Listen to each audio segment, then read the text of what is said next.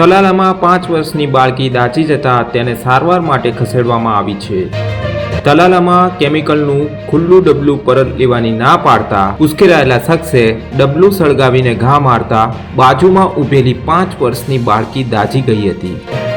Jasmine traders નામની કલરની દુકાન પર એક શખ્સ કલરમાં ભેળવવાનું કેમિકલ લઈને ગયો હતો।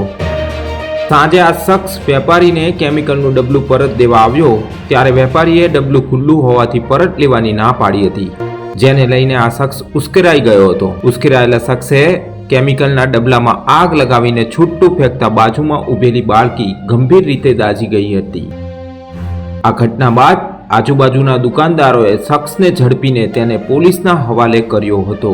મારું નામ હસમુખભાઈ મણિભાઈ દેડાણીયા। હું આ જસ્મીન ટ્રેડર્સ કલરની દુકાન ધરાવું છું। આજે 6 વાગ્યાની આસપાસ એક ગ્રાહક આવેલો। ગ્રાહક આવી અને એસઆર માંગ્યું, એને એસઆર આપેલું। એસઆર પાછું મારી નજર સામે ખોલી અને લઈ ગયો, લઈને પાછો આવ્યો દેવા। એ તેજાબ જેવું જલદ આવે છે। પછી પાછો ગયો, પાછો આવ્યો, એ ત્યાં રાખી લો, નકર હું સળગાવીને ઘા કરીશ। એ દરમિયાન અહીંયા ગ્રાહક હતા તો સળગાવ્યું તો ગ્રાહક દુકાનમાં ઘા કર્યું તો ગ્રાહકની છોકરી બેઠી હતી, એના માથે પડ્યું, એને બચાવવામાં હું પણ દાઝી ગયો અને એ આરોપીને અહીંથી લઈ અને પોલીસ સ્ટેશને રજૂ કરેલ છે।